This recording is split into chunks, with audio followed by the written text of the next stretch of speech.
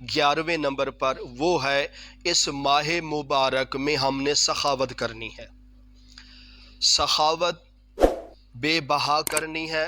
जितना अल्लाह ताला आपको तौफीक दे नेकी के रास्ते पर अपना माल खर्च करो, क्योंकि सखावत रमज़ानुल मुबारक में ज़्यादा की जाती है। अक्सर लोग बाकी महीनों की निस्बत से रमज़ान में सखावत ज़्यादा करते हैं, और इसी तरह ये मामूल आप सल्लल्लाहु अलैहि वसल्लम बहुत बड़े सखी थे, और आप सल्लल्लाहु अलैहि वसल्लम पूरा साल अल्लाह के रास्ते पर अपना माल खर्च करते थे।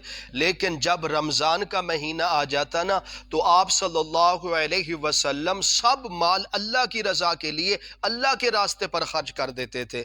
तो इसलिए हर इंसान को चाहिए, रमज़ान का महीना चल रहा है, इसमें सखावत ज़्यादा करें, क्योंकि आप 1 रुपया खर्च करेंगे तो आपको 1 रुपये के बदले 70 रुपये का सवाब मिलेगा। इसी तरह आप जितना अपना माल में से, जितने अपने मामलात में से अल्लाह के रास्ते पर, अल्लाह के दीन पर, लोगों पर खर्च करेंगे तो इंशाअल्लाह आपको बहुत सारा अजर सवाब दिया जाएगा।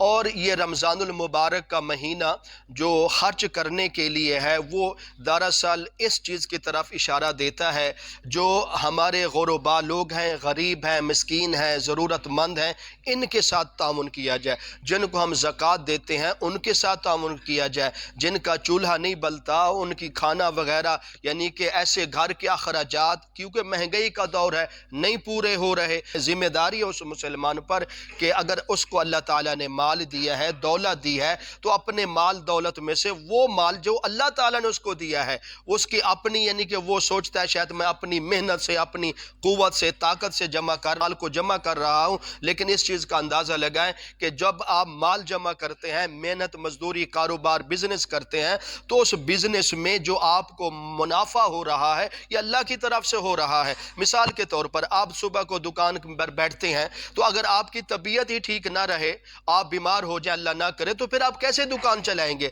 तो इसलिए आप खेती बाड़ी करते हैं, अल्लाह ताला आपको सेहत तंदुरुस्ती देता है, तो ये अल्लाह ताला का दिया हुआ माल है, और आप अल्लाह के दिए हुए माल में से अल्लाह के रास्ते पर खर्च करना है। तो इसलिए हर मुसलमान को चाहिए, रमज़ान का महीना है, इसमें सुनहरी मौका है, आप लोगों के रोज़े इफ्तियार करें, सहरी कराइए, यानी कि वो अमल है, एक तो आप रोज़ा रखेंगे ना, आपको रोज़े का सवाब मिलेगा। दूसरा, अगर किसी का रोज़ा इफ्तियार कराएंगे, किसी को सहरी कराएंगे, तो इंशाअल्लाह इस पर आपको डबल सवाब मिल जाएगा। एक तो आपने रोज़ा रखा, उसका आपको मुकम्मल सवाब, दूसरा किसी मुसलमान भाई का रोज़ा इफ्तियार करा लिया, सहरी करा ली, या उसके सहरी के यानी कि इफ्तियारी का इंतज़ाम कर दिया, तो आपको डबल पूरा महीना सवाब दिया जाएगा। तो ये आपके लिए एक बहुत बड़ा सुनहरी मौका है।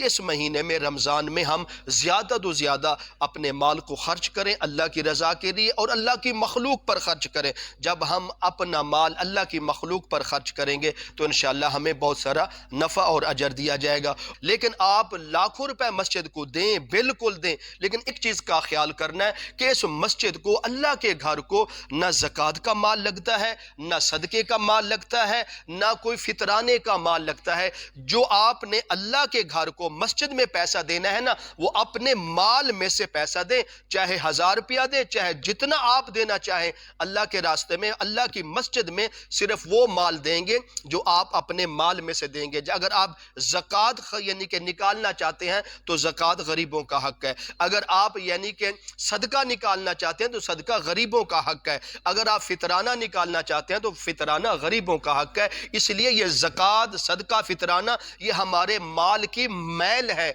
तो मैल जो होती है ना, वो अल्लाह के घर को नहीं लगती, अल्लाह के घर को साफ माल लगता है। इसलिए, और इसके साथ साथ हमने गुरबा, मसाकीन, जो अक्सर लोग क्या करते हैं, उनकी फसल ज़्यादा हो जाती है, चलो भी हम निकालनी, तो उनको उशुर होता है, वो 10-20 हज़ार मस्जिद को दे देते हैं। हालांकि ना उनका उशुर अदा हुआ, ना वो माल जो उन्होंने मस्जिद को दिया, ना वो अल्लाह के यहाँ कबूल होगा। तो इसलिए उशुर का माल हो, ज़कात का माल हो, फितराने का माल हो, सदके खैरात का माल हो, ये गुरबा, मसाकीन, यतीम, ज़रूरतमंद और जो गरीब हैं, जिनका निज़ाम घर का नहीं चल रहा, ये उनका हक बनता है, उनको देना चाहिए।